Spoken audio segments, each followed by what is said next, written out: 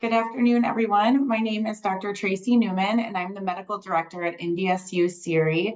Today, I have the pleasure of introducing Dr. Paul Carson, who will be presenting this webinar titled Vaccines Under the Microscope, How Can We Know They Are Safe?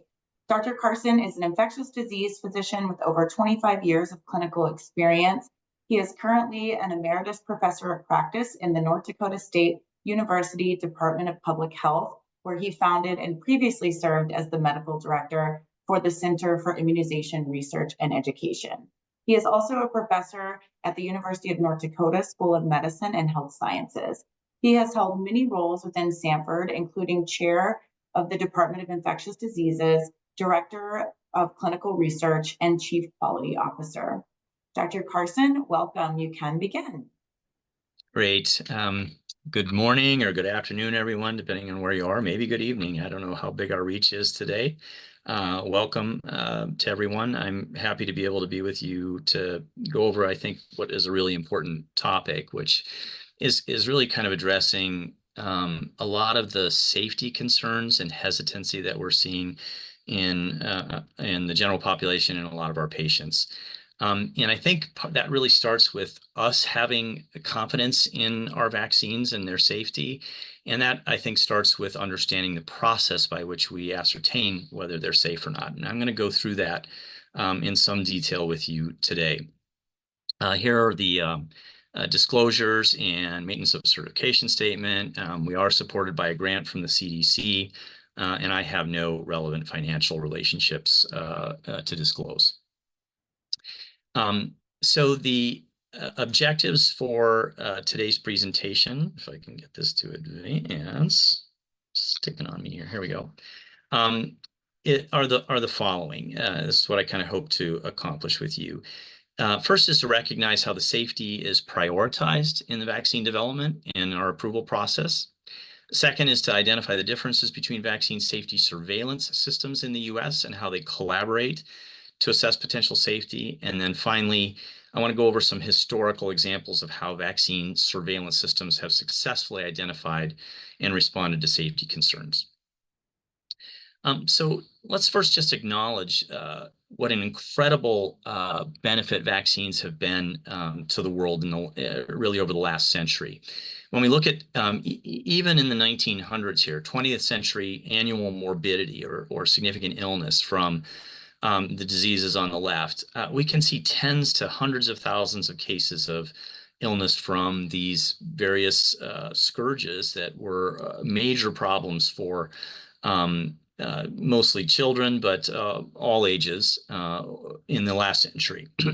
And we can see in, as of 2021, the annual incidence of those cases or numbers of those cases and the dramatic declines that have occurred, which are almost in the largest part due to the advent of vaccines. Smallpox gone, diphtheria essentially gone, measles markedly reduced, mumps, pertussis, polio, rubella, congenital rubella syndrome, et cetera, et cetera. Most of these things have over 97 and 99% reductions with the advent of vaccines. But therein actually kind of lies the problem. We've been so successful at eliminating or so markedly reducing these diseases that they've faded from our collective consciousness.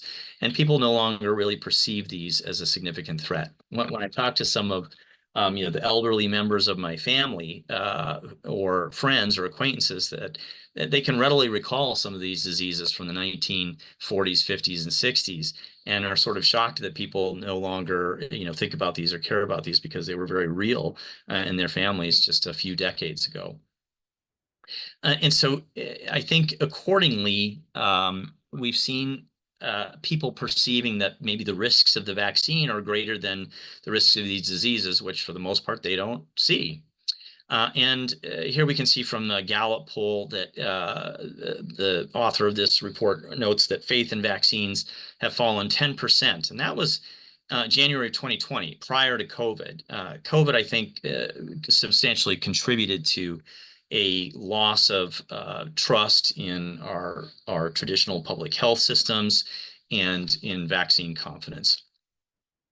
And when we look now at the general population, we see that somewhere around 50 to 60% of Americans have some or great concerns about vaccine safety. So a substantial portion of the population is contending with this in one way or another. And we know that our patients and our loved ones often are somewhere on a spectrum of vaccine acceptance versus hesitancy. So on the one hand, on the one end of this, we have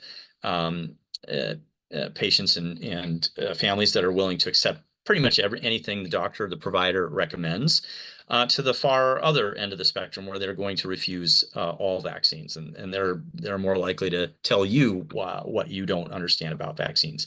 But the majority of the population is somewhere in this sort of center where they may be unsure or accepting some, delaying and refusing others, or more inclined to refuse, but aren't certain in their hesitancy, whether that's the best thing. And that's where we especially want to aim our efforts in helping people become more confident. Now, the World Health Organization has recognized that vaccine hesitancy is one of the greatest global threats.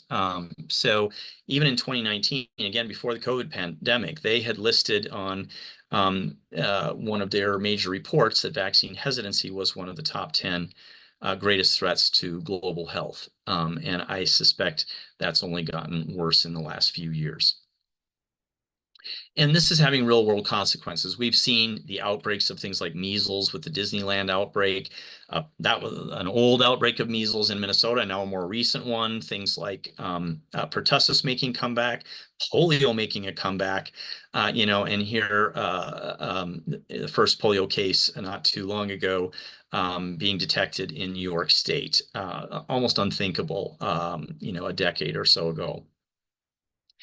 So and these are almost exclusively, like for example, a recent measles outbreak in Minnesota was almost exclusively in unvaccinated children. So it really is incumbent on us to try and help overcome this hesitancy by being confident ourselves that we have a process that assures that our vaccines are safe. We want our vaccines certainly to be effective and necessary, but most especially we want to know that they're safe. That's in multiple surveys the primary concern for people when it comes to hesitancy. So what does safe mean? What it does not mean is zero risk. Okay, nothing has zero risk. Taking an aspirin does not have zero risk. Taking your Motrin doesn't have zero risk. Everything has some degree of risk. Getting in my car and driving my kids to school has some risk. So we don't mean zero risk, but we are trying to weigh the risks and benefits of the vaccine, and more importantly, of the pathogen that people may be exposed to. So that includes what's the incidence or likelihood of acquisition of that pathogen, and what are the likely serious outcomes from exposure and acquisition of that pathogen compared to the safety of the vaccine. And we'd like that difference to be at a pretty wide margin, because we're giving vaccines to, for the most part, healthy people.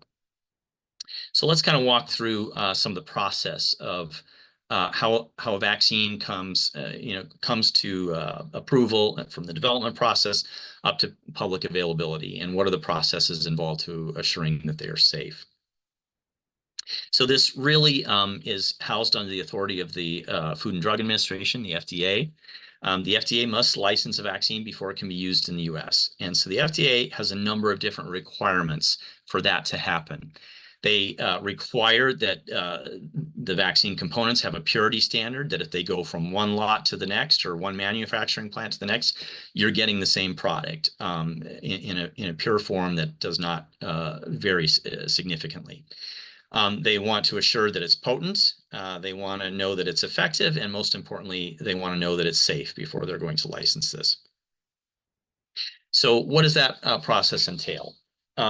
So the traditional process often is a timeline that spans 10 to 15 years. And a big chunk of that is in this exploratory and preclinical phase. So this is the laboratory tests, and then it often goes on to animal tests. And if you can show that you've got a pure product that can be reliably manufactured and it appears to be immunogenic and hopefully protective in animals, then the vaccine manufacturer can file what's called investigation of new drug application. That's an application to the FDA to say, may we begin human trials? If the FDA is satisfied that the animal data and preclinical data and laboratory data is adequate, they will grant that license, and then they can start phase 1 and maybe phase 2 and phase 3 trials. So phase 1 trials are usually in small groups of people. They may be dozens, and it's looking primarily to see if there's an immune response. Are they getting, the anticipated immune response? Sometimes that may be with dose finding as well, like what's the best dose, and to make sure that they'll also look for any major safety signals. If that all looks okay, it can move on to phase 2, which is a greater number of people, and again is now looking harder at immunogenic response. This may be more specific to dose finding, to finding the optimal response, and a little more data on safety signals. If that all looks okay, then they may proceed on to phase 3 studies, which are typically thousands to tens of thousands of subjects, where you're now comparing them to a control group. So you have a vaccinated population compared to either an unvaccinated or whatever the current standard of care is, and you're comparing these in much larger populations with the intent of looking at both efficacy. So you want to see, does it actually prevent the disease in target in that population? And most importantly, safety. Are there any major safety signals? If that all looks okay, then they can file a licensing application. The FDA will then look at, usually it's thousands of pages of documentation that are required. That can take months to review. And if that all passes muster, they'll grant that license, and then the manufacturer can start making the vaccine and distributing that for administration in the population. So those are the various steps along the way. Here's just another pictogram of that. And kind of layered on top of that is, when you look at potential new vaccines making their way through the pipeline, a whole lot of them never even get approved for those phase 1, 2, or 3 studies. Of those that do and make their way through the process, you may have dozens of vaccine candidates with only maybe one making it through to licensure. And on average, only about 10 to 12% of all vaccine candidates make it to that stage. Then to just kind of put a finishing touch on this, the FDA, along with the CDC, then do continued monitoring for safety signals even after licensure. These are the post-approval monitoring and research activities, and we're going to go into some details about these as well.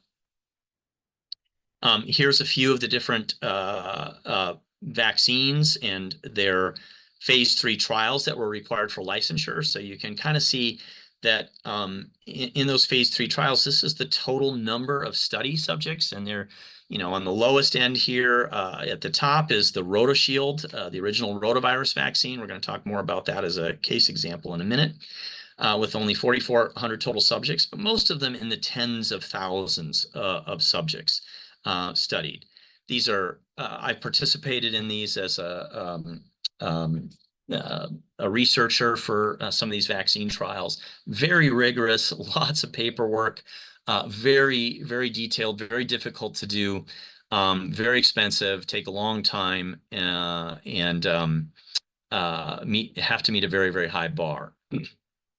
So what are some of the strengths and weaknesses of these of this initial process? So the strengths are, this is a stepwise safety and efficacy assessment. They're rigorous. These are the best type of a study as far as eliminating bias and finding true effects. Phase 3, randomized, placebo-controlled trials, usually blinded. So they're good at decreasing bias. They're better at assuring group equivalence, that you're kind of comparing apples to apples. They're better at getting the actual vaccine effects, both efficacy and risks. And they're typically powered to detect efficacy and common adverse events. The limitations are that they can't detect very rare adverse events. When you've got thousands to maybe tens of thousands of study subjects, you're not going to detect an adverse event that's maybe in the 1 out of 100,000 people. Nor can they detect very late or delayed adverse events.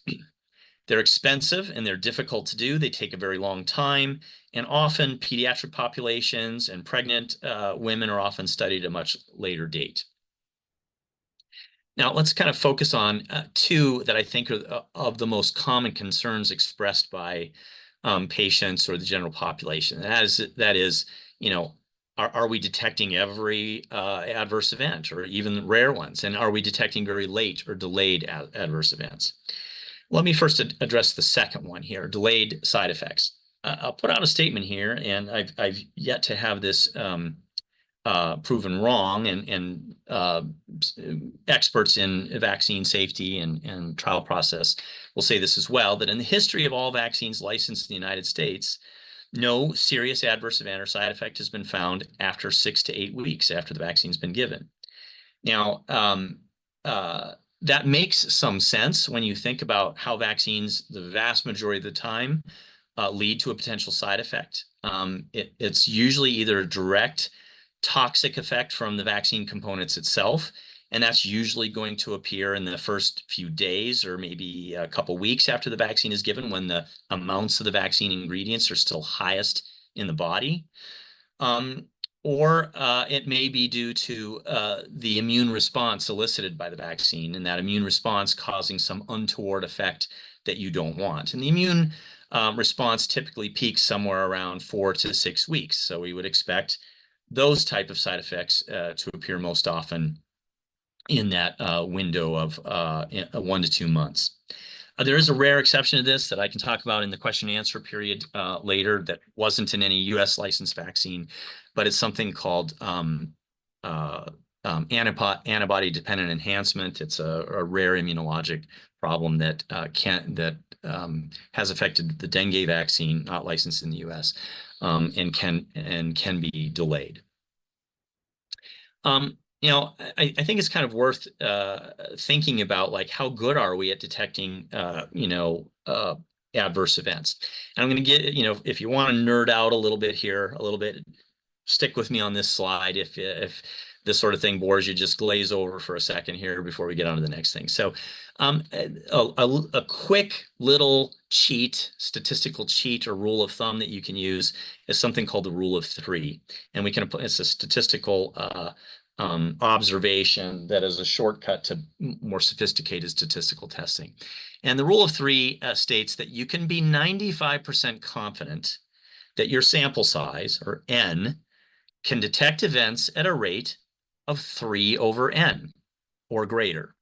So kind of giving an example of that, let's take the phase 3 trial for the Pfizer mRNA COVID vaccine.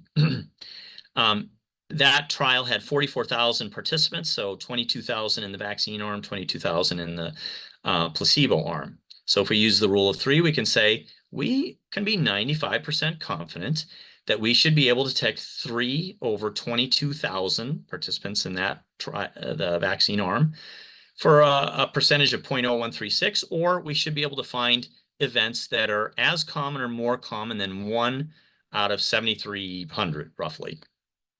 So that's pretty good. That would be a pretty rare event, but it's not. We're not going to detect something that happens 1 out of 10,000 shots, and we'd like to know that, right? We'd like to know even rarer than that. But from this, we can say we can be 95% confident that we should be able to detect serious adverse events occurring at a rate of 3 over N, which in this case comes out to greater than or equal to 1 out of about 7,300.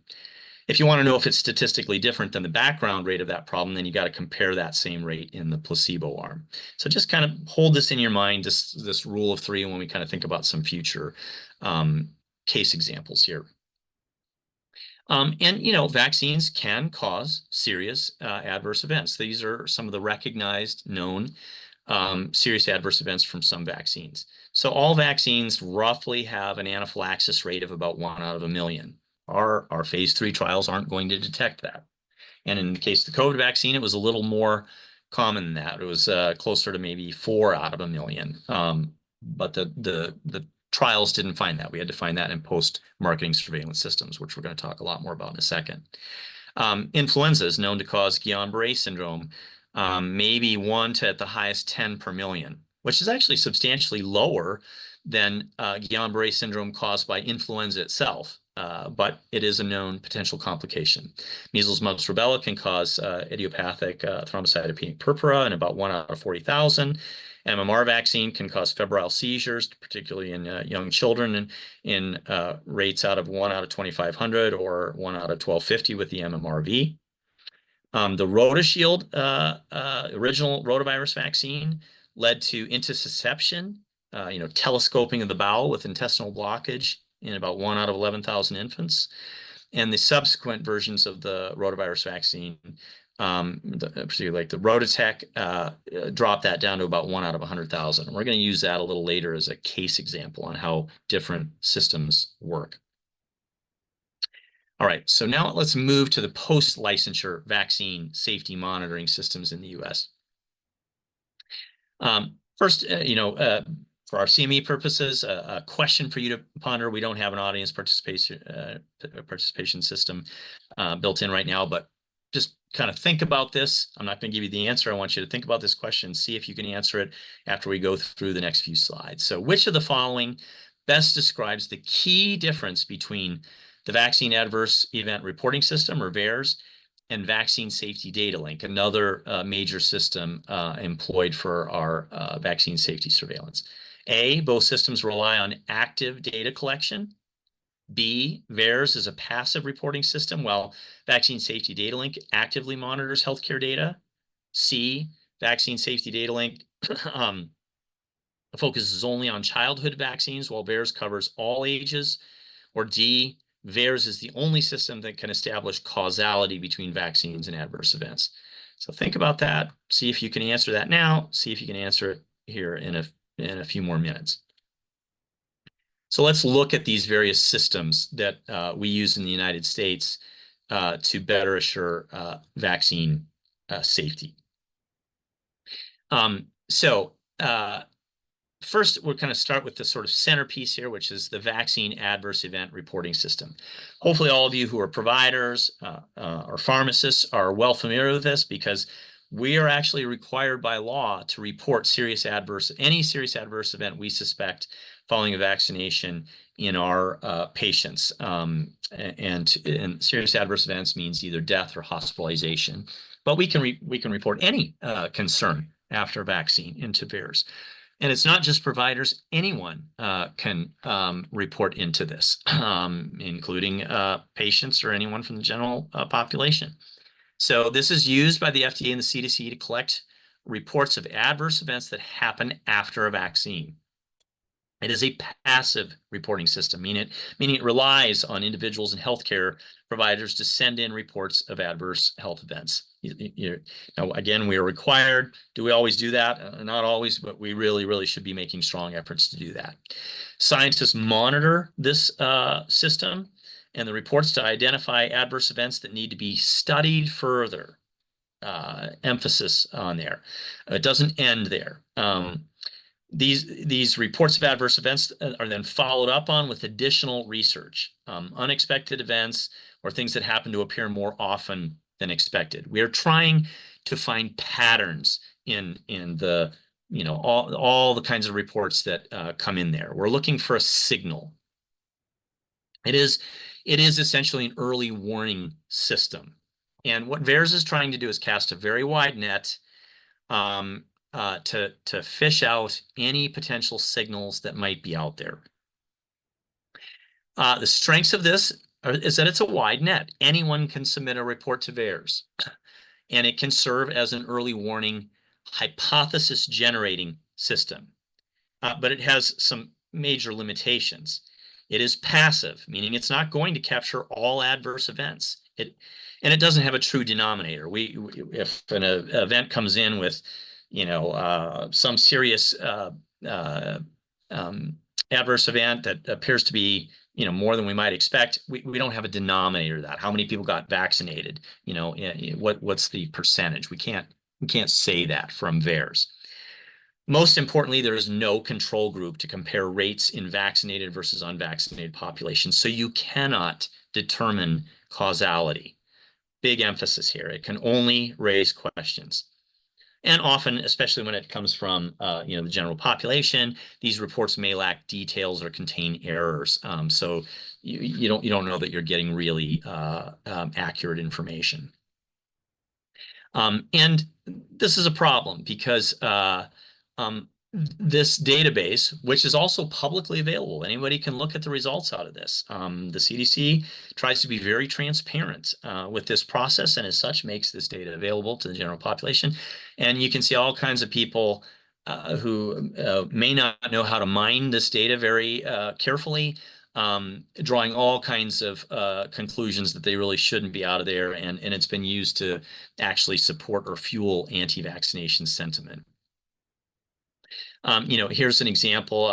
Here's this woman holding up a sign. This was during COVID, saying vax deaths, UK 1,470, US 11,000, EU 18,000.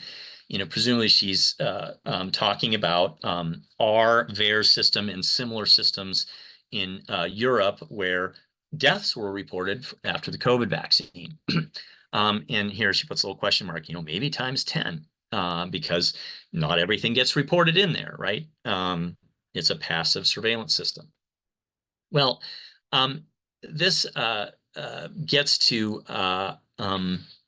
what we as human beings want to do naturally. Our brains are really hardwired to make causal inferences. And I give as an example here, some of you may recognize Jenny McCarthy. She was in some kind of B movies and was a talk show host for a while. And for a while, her paramour was the actor James Carey. She has a son named Dylan, who she's been very public about, who developed some pretty significant developmental disability, learning disability. And her statement is that, he was vaccinated and something changed. And she's said it on other venues, I don't care about all your studies, I don't care about your science. My son is my science. And I'll ask my students, is she unreasonable here? She saw her boy growing up seemingly healthy, normal, and then something changed. And she was able to sort of link that happening. I don't know if it was days or weeks or months after a vaccine, but she thought that it followed a vaccine and, was trying to make some connection, like, why did he change? What happened to my son? And I would say that's not an unreasonable thing. Our brains are hardwired to look for reasons why bad things happen. That's maybe captured a bit more in something that I heard a lot during the pandemic. We'd hear somebody going into the VAERS database saying something like this: I've heard that over 18,000 people have died from the COVID-19 vaccine. Is this true?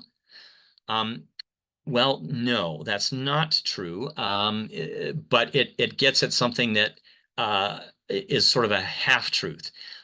First of all, it's more like 9,000 people. A lot of people who were mining the data in the VAERS database didn't know that you have to put certain filters on so that you don't get duplicates. Sometimes reports have duplicates if they're reported in certain ways, and that's a common error in when you pull data. So oftentimes the numbers were doubled from what they actually were.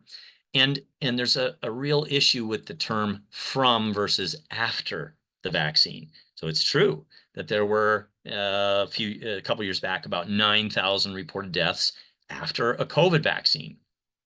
So what does that mean? From versus after, it's actually a very big difference. So this gets to what's called the post hoc fallacy, which is a post hoc ergo propter hoc, meaning after it, therefore because of it.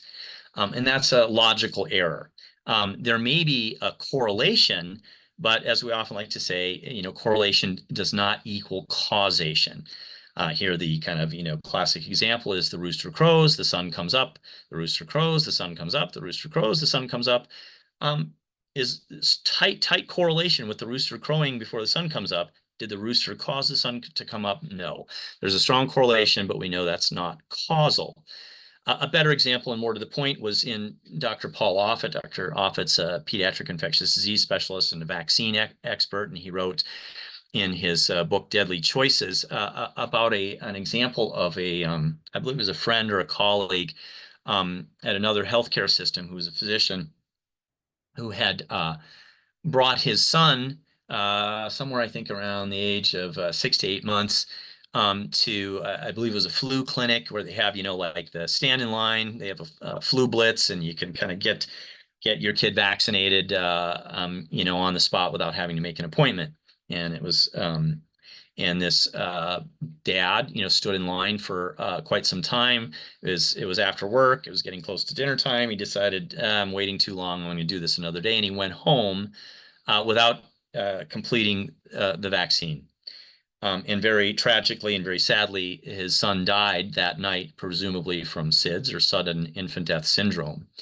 And this dad, medical provider, came to the realization, in the wake of that tragedy, had he gone through that line and had he gotten his son vaccinated, it would have been very difficult for him not to have blamed that on the vaccine. That his healthy boy was fine. He goes through the line, gets the vaccine, and dies that night tragically. What else could it be, right? But he would have been 100% wrong because his son died tragically, serendipitously from SIDS, and it would have just been just by circumstance that it might have been in association with the vaccine. It would have been an erroneous conclusion. To put a finer point on that, if we look at any given day in America, we have about 540 people developing the new onset of a seizure. We've got about 2,200 people that will have a heart attack, about 2,500 people that will have a blood clot like a DVT, another 2,200 people having a stroke, and about 8,000 people will die on any given day in America. That is, every 160 seconds, somebody with a new seizure, every 39 seconds, a new heart attack, 35 seconds, a new blood clot, every 39 seconds, a new stroke, and every 11 seconds, someone will die in America. Now, think about that with the COVID vaccine as an example, where we had, a massive vaccination effort.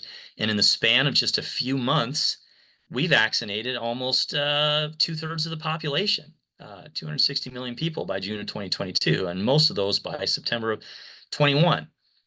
So layer on top, of this mass vaccination effort, the fact that on any given day, we're going to have all these bad things happen to someone every 160 seconds, 39 seconds, 35 seconds, 11 seconds, every 11 seconds, somebody dying. Of course, somebody's going to just die or have a stroke or have a heart attack or a blood clot or a new seizure just by happenstance, an hour, a day, a week, a month after getting a vaccine. So we have to be able to pull out that signal from the noise. And let's look at the deaths, for example. And here I'm picking on, the COVID vaccine since it was so fresh in our minds on a lot of the safety issues. Here's the deaths reported into VAERS and the age distribution, and it's predominantly the elderly, as you might expect. Old people were a main target for the vaccine campaign, and old people die of heart attacks and strokes, and and are frequently make up one of those 8,000 people, or in fact, the majority of those 8,000 people who die on any given day. And so it's sort of as we might expect in VAERS. So we have to have some way of pulling out a true signal of what really is from the vaccine, from the background noise of bad things happening to people every day. And to do that, you got to compare a vaccinated group to a control group of some kind, preferably an unvaccinated group.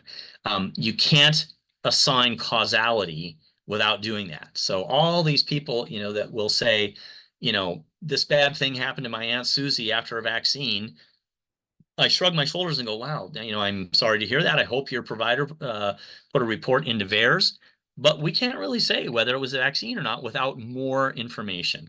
And that means looking at populations of vaccinated people versus a control group. Now, VAERS, our big cogwheel in the middle, can't do that. We need other systems to do that. And for that, we preferably want to look at active surveillance systems. So things that are trying to find signals, not just passively waiting for reports. So as I've mentioned, passive surveillance are unsolicited reports of adverse events sent to a central database, and that's mainly VAERS. Active surveillance is proactive assessment. We've got a variety of large databases to do this. We often have captive populations, so you can get a truer denominator, so you can get a real rate. And these data are often used to verify signals from VAERS. So it doesn't stop with VAERS. VAERS generates a question, and then we investigate that question with better, more robust data. We do this with Vaccine Safety Data Link and a PRISM, BEST, and VSafe, which I'll mention all here in a second. First is the Vaccine Safety Data Link. If you take nothing else away from this talk, I hope you will remember this system because it's a really good, really important system in our vaccine safety armamentarium. Vaccine Safety Data Link links a number of large integrated healthcare organizations in the United States, 9 in total, that have robust electronic medical records, and they pool data, and these 9 organizations, which is Kaiser out west, Health Partners in Minnesota, Marshfield Clinic in Wisconsin, the Harvard Pilgrim System out in Massachusetts, and the CDC Emory system in Atlanta. These 9 organizations cover over 12 million persons that we can dig deep into their medical records, and these patients are frequently captive in those systems. So we can use those systems to have a control group. So what kind of studies do we get out of these? This is kind of what I call the hierarchy of evidence in the type of studies. Evidence quality and causality gets better and better as we move up this pyramid, and it's pretty low or poor at assigning causality the lower on the pyramid. So when we have a case like Jenny McCarthy saying something bad happened to my son, that's tragic, that's noteworthy, but it does not get us anywhere near kind of saying that was causal. Randomized controlled trials and meta-analyses of randomized controlled trials are the best, but as I've talked about, they're usually limited to the thousands to tens of thousands. They're expensive, they're hard to do, they take a long time, and you're not going to get those very rare adverse events. So we can focus on these types of studies: prospective cohort studies, retrospective cohort studies, and case control studies. I won't go into this epidemiologic study design too deeply, but these are very good, what we call epidemiologic studies or observational studies, where we can get closer to that question of causality, especially with the prospective cohort studies. And those can be done through these linked health systems, electronic medical records, and other types of systems where we can look at claims data like insurance data. So here's an example of one of the reports here. This was published in JAMA, again, using the COVID vaccine as an example. So this is after the COVID vaccine was released, was out being used in circulation. A number of questions came up about its safety. So CDC said to Vaccine Safety Data Link, look, we need to look into these concerns people are raising and questions people are raising. And so they said, let's look at this list. I think it's about 25. It's kind of fine print here, but you can kind of squint and look at that. These 25 bad things that people are wondering about, providers are wondering about, or maybe in a VAERS safety signal, 25 bad things. Let's take a look at these in a vaccinated population compared to a control group. And they did that in almost 12 million doses of mRNA and 6.2 million individuals. So a huge number in the study population. And they found no increased risk of any of these conditions except myocarditis in the 12 to 29-year-old age group, particularly males, where there was about a 3.7-fold increased risk, and rare anaphylaxis, about 5 to 8 per million, which was higher than other vaccines that are typically at about 1 out of a million. So there were a couple of safety signals that were proven out of that, and a whole lot that did not bear out. There are other safety systems that also do active surveillance, and a couple of those with potential control groups. So VSafe, you may have participated in this. If you got a COVID vaccine, you were invited to participate in active surveillance on what happened to you after you got your vaccine. And you get these text-based reminders. It was a smartphone-based monitoring program for COVID-19.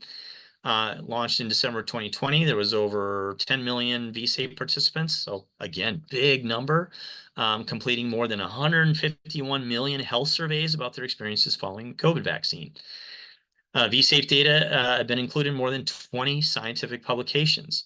And a newer version of this launched, I said was going to launch, I had this slide from last year, but so this is out now in late last year.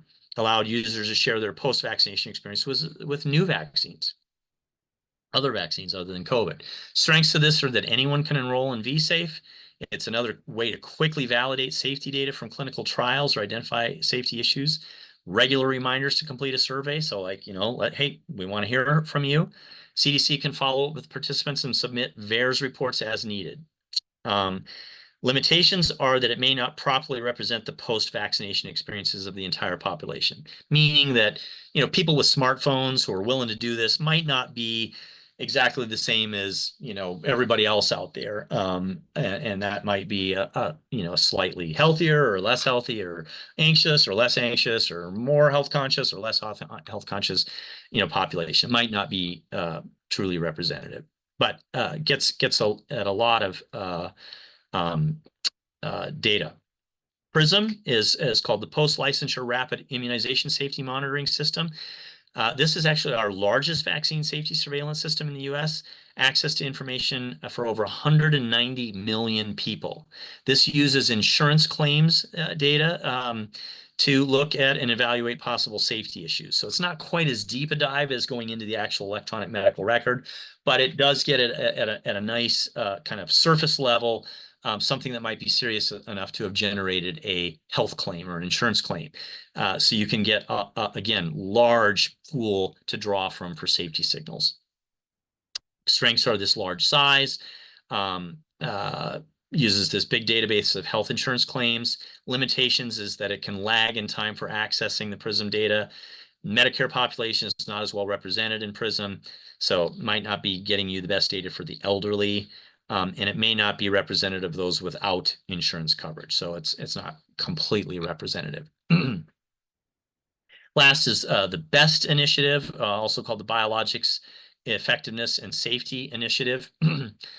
This is, again, another active system managed by the FDA. It's a complement to Vaccine Safety Data Link and VSafe for conducting surveillance of adverse events following vaccination. It includes large-scale claims data and electronic health records and linked claims EHR. So a little bit more robust. It can allow us the use of a control group, and it's near real-time analysis with the data. Limitations, again, may not be representative of those without insurance coverage, and it can't determine if an association between an adverse and a vaccination is definitively causal, although it helps. So here's kind of these listed all together that you can kind of look at with their different patient populations and their different sizes. So it's not just VAERS that we use. We've got multiple systems, and I didn't even discuss all of these. There's a couple others with the Department of Defense and some other initiatives as well that you see at the bottom. We also have something called the Clinical Immunization Safety Assessment Project, or CISA. This is an interesting branch of our vaccine safety and regulatory process. This is a national network of vaccine safety experts from the CDC and 7 medical centers and some other partners that can be called upon to investigate safety signals or weird things that somebody may have observed. This project addresses vaccine safety issues. It conducts high-quality research and assesses complex clinical adverse events following vaccination through active surveillance. So it's kind of like a SWAT team that can be brought in to do a deeper dive on some safety signal. Strengths here, serves as a vaccine safety resource for our U.S. healthcare providers, assists the CDC and its partners in evaluating emerging vaccine safety issues. They can implement prospective multi-site clinical studies with hundreds of subjects. So they can say, look, we want to study this further. Let's set up this quick study to look into this. They can look at safety in subpopulations. For example, we found that the safety signal for myocarditis in the COVID vaccine was really young males. It didn't come out in the general population, but it did come up, looking at in subpopulations. They can receive detailed clinical data on patients and collect biological samples from patients. Limitations are that it's often a small sample size, limits its ability to study rare adverse events. And clinical trials can be labor and resource intensive, and it can be challenging to recruit and retain subjects. That's kind of the bane of all research.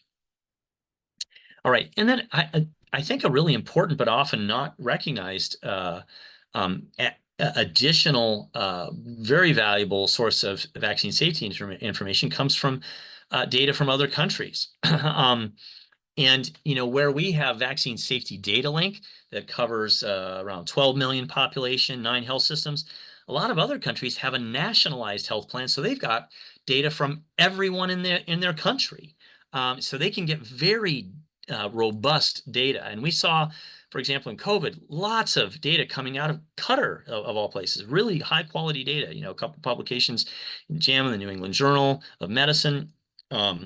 The UK has a nationalized health plan, so they have almost their entire country, and really high quality data was coming out of there from their UK Health Security Agency on a weekly basis with some of their surveillance that they were able to do.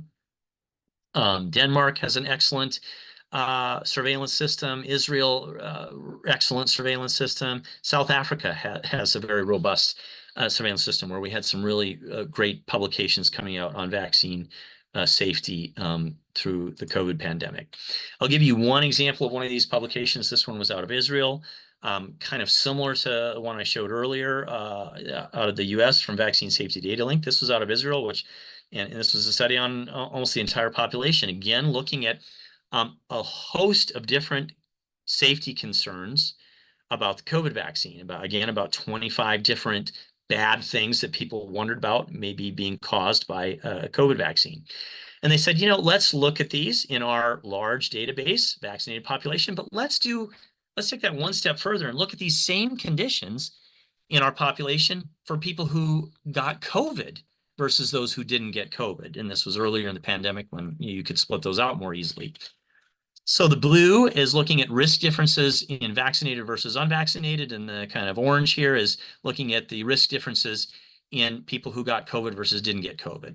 And in the vaccine group, they had almost 900,000 people in each arm, almost 900,000 vaccinated compared to not vaccinated.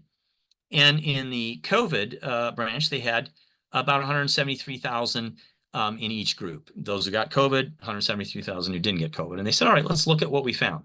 So first off, they found that certain things were lower in the vaccinated group. There was less acute kidney injury, there was less arrhythmias and less intracranial hemorrhages. Don't know exactly why that is, but those were lower, statistically significantly lower. And these numbers represent the number of cases per 100,000 vaccinees. So -5, -6, -3 per 100,000. They did find some things that were higher. They found a higher incidence of shingles. They found a higher incidence of swollen lymph nodes, particularly in the axilla, which we know is a side effect of the vaccine. You can get swollen glands there. And the myocarditis, about 3 cases per 100,000 overall. Higher if you looked at the subpopulation of young males. So they did detect some signals there.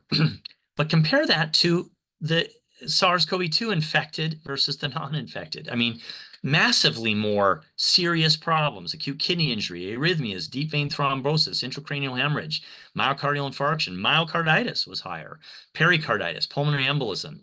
Again, we're weighing the safety of the vaccine versus the safety or risks of the pathogen. And here, when they did this sort of apples to apples comparison, the risks from the virus were markedly worse than the risks of the vaccine. So another question for you to ponder, to kind of consider as we progress through the rest of the talk. Which vaccine was suspended after safety surveillance detected a rare but serious adverse event related to intestinal blockage in infants?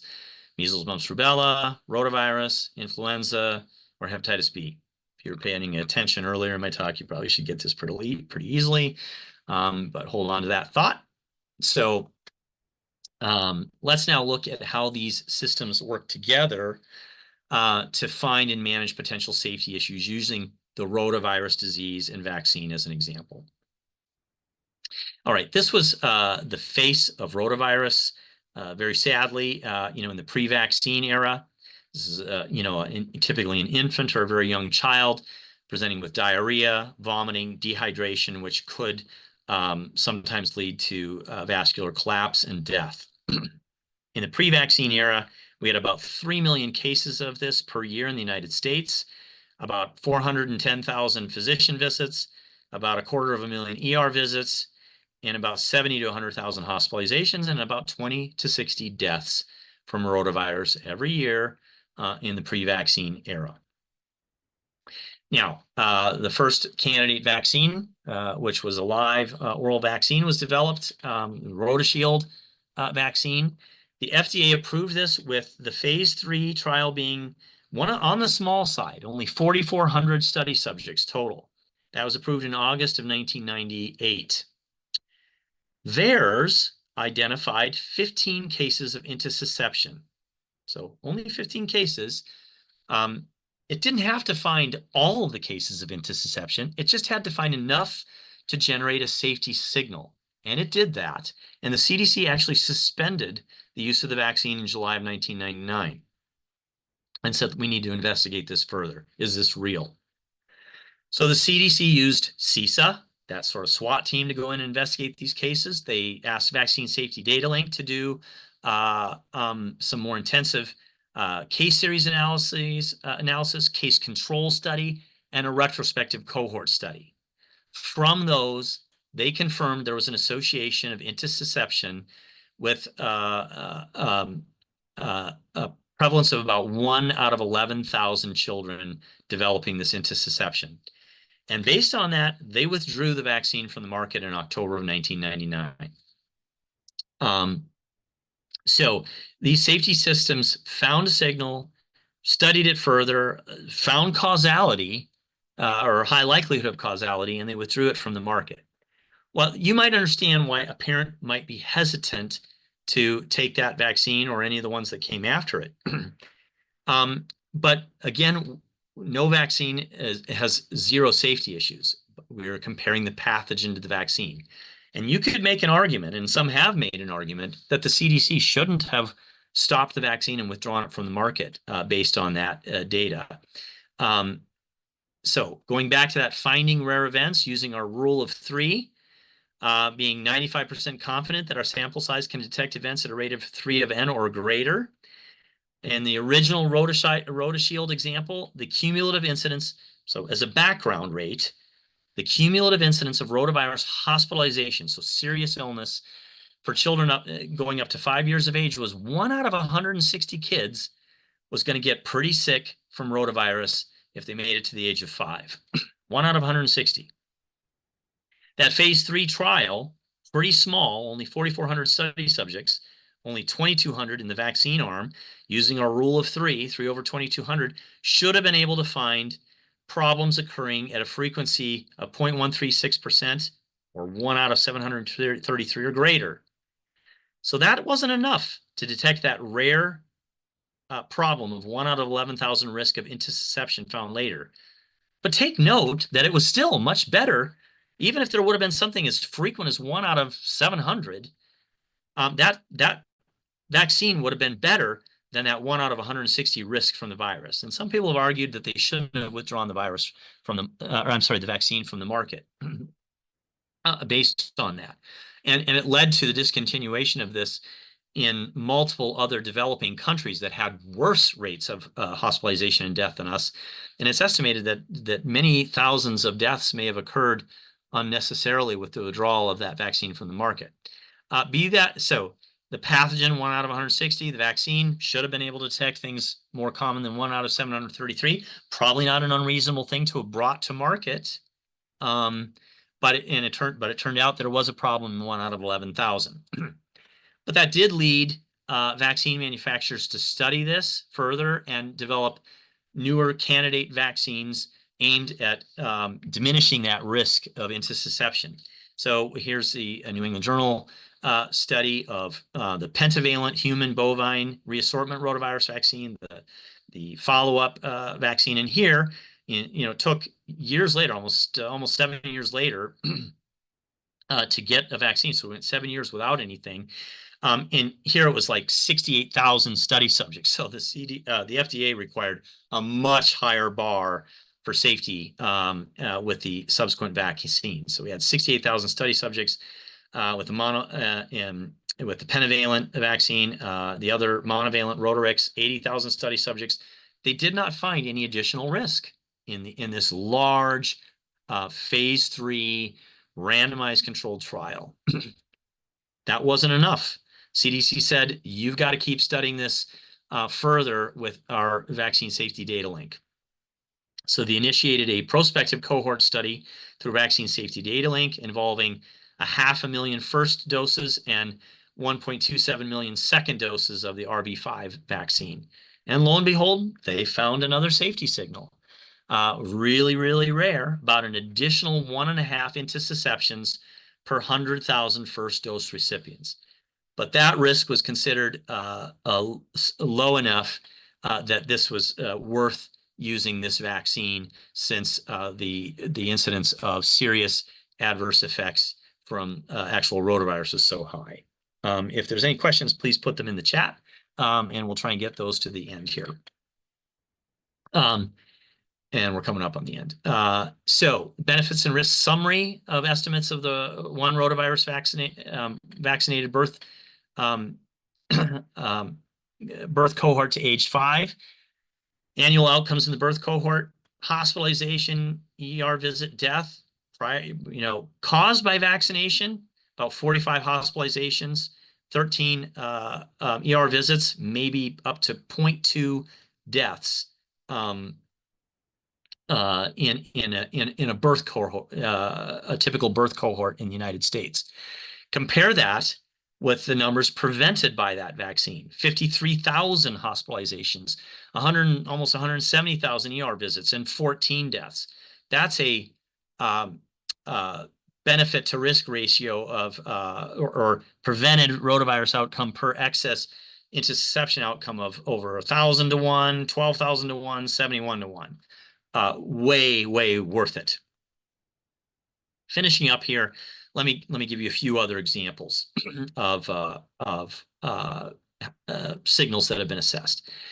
Vaccine-associated paralytic polio was identified with the oral polio vaccine, a live polio vaccine that we were using in the United States up until a few decades ago. This was detected in VAERS, and it was further studied in Vaccine Safety Data Link, data from other countries, and a few other systems. And then an Institute of Medicine review looked into all this data and said, yes, there's an association of the oral polio vaccine reverting to a more wild type and being able to cause polio.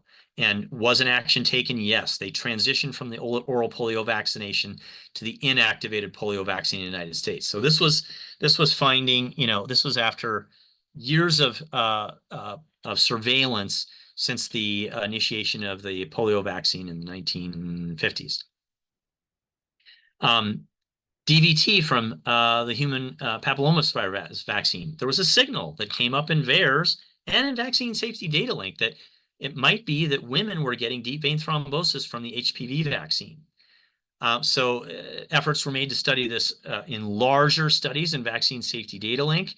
Denmark, Sweden, and Canada also initiated cohort studies, and in those larger studies and studies from other countries, no association was found, no additional action was taken. Johnson & Johnson COVID-19 vaccine and the association of vaccine-induced thrombocytopenic thrombosis. So this was this rare form of blood clot, sometimes forming in the brain.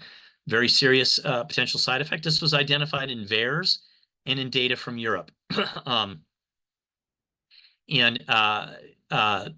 Additional data came out of Europe with follow-up. CISA looked into this, thought there was a causal link, vaccine safety data link, and VA data were all employed, and an association was found.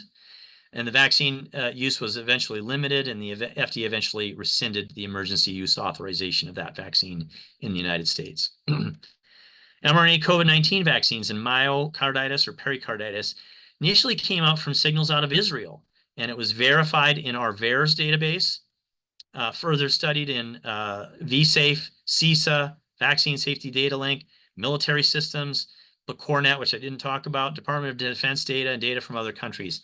An association was found, particularly in young males. There was no change in the vaccine schedules, but we did put into effect an optional 8-week interval between the first and second dose, particularly in young people and especially young males. That was added to the recommendation, so a partial change, and that extending that interval was associated with a much lower incidence of myocarditis. A few others here, finishing up, and I point these out because this is a different sort of reason for assessment. The use of thimerosal, or the mercury preservative, became a concern in, it's causing autism. No signal was ever found for this. It was just public concern. They looked into this in VAERS, Vaccine Safety Data Link, CISA. The Institute of Medicine issued a report on this. We looked at data from other countries. No association was found, but because of the ongoing drumbeat of fears about this, actually thimerosal was removed from all childhood vaccines. Some people said that was a mistake, sort of caving into unwarranted fears. Hard to know what's the right thing to do there. Again, public concern about the HPV vaccine causing primary ovarian insufficiency, or a form of infertility.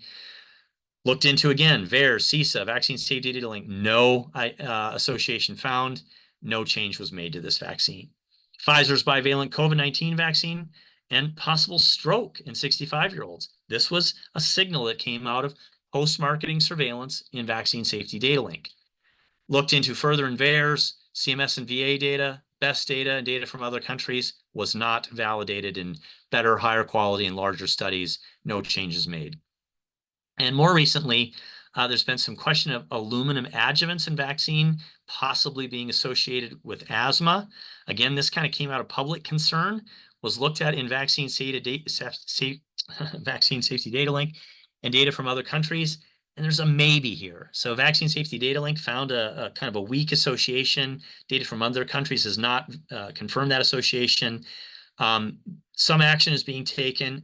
Majority of the data doesn't support the association, but this is now getting investment with bigger, better, higher quality studies from these various databases.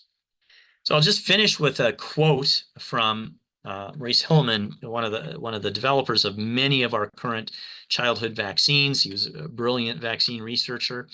And he said, "I never breathe a sigh of relief until the first 3 million doses are out there." And this does acknowledge that we can't find every rare event in the initial FDA approval process. We rely on these post-licensure surveillance systems to find those very, very rare events, which hopefully are always rarer than the risk of the pathogen itself. So I hope that can help some of you in your confidence about our vaccine safety and regulatory process. I'm a touch over time here, but I'm happy to take questions if there are some in the chat. So the first question I see is there an effort to ensure that persons with disabilities are included in phase 3 trials? This, I think, gets to like even a bigger question about minorities and other subpopulations. And I guess I would have to say the answer to that is partially. There's a greater and greater awareness that we need to do a better job of getting truly representative populations into our trial data. But as was pointed out by some critics, for example, the myocarditis issue with That wasn't picked up in the original kind of safety deal. It was really a subpopulation of young males. And so you have to sometimes dive into the post-licensure data. I did see, for example, in the COVID trials, much greater effort to try and get in minority populations to be better represented. As to the question about disability patients, with persons with disabilities in particular, I'm not, I would say the answer to that is probably no, with a caveat. And that is that the vaccine manufacturers and the trials are typically aimed at the groups that are considered to be at risk. So, for example, the RSV vaccine for adults that just came out really, emphasized looking at the elderly and included in those people with chronic medical conditions, because we know that's population at greater risk for severe outcomes from RSV. So it may target populations that may be at the highest risk. But I would say, to be fair, that, subpopulations like maybe some particular disabilities might have to come out in those larger cohort studies done in post-marketing surveillance. Second question was, does the FDA ever agree to use or authorize foreign vaccines, such as the ones Europe can produce when fighting the same disease? No. We do not accept any other country's process or regulatory process. If they've approved it, we will not approve it. It has to go through our own FDA trial and approval process. They may look at that data and say, this looks like a worthy candidate vaccine, and do the trials in the US, but I don't think you can. In fact, I'm certain vaccines cannot be approved based on another country's data. I do see there's a hand raised. I don't know if that's another question or something, but Maeve or whoever's all the moderating. questions for now. Okay. Thank you for answering those. Thank you again for joining us today, and we look forward to seeing you again at our next webinar. Thank you. Have a good rest of the day. Thank you for watching the recording of Vaccines Under the Microscope. How do we know they are safe? Presented by Dr. Paul Carson on September 19th, 2024. For those seeking CPE credit for watching this webinar, and for clarification, this is only for pharmacists and pharmacy technicians. Please follow the details on the screen.